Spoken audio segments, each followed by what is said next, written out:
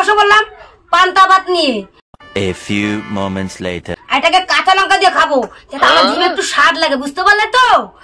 দেখো আমরা গরিবরা খুব ঠাকুর ভক্ত হই, ঠাকুরকে খুব বিশ্বাস করি, কারণ তারা যেন আমাদের প্রতি সন্তুষ্ট হয়, আমাদের দুঃখ কষ্ট দূর হয়। দাও সপ্তাহে 7 দিন সোমবার থেকে শুরু করলাম আমি। সেটা হচ্ছিল সোমবার বাবার বার, খেতে হয় নিরামিষ। মঙ্গলবার বজরংবলী পূজা, সেদিনও নিরামিষ খেতে হয়। বুধবার যেন বুধ গ্রহ আমাদের প্রতি সহায় হয়। বৃহস্পতিবার মানে লক্ষ্মীবার, মা যাতে সন্তুষ্ট হয়ে শান্ত হয়ে আমাদের ঘরে থাকে।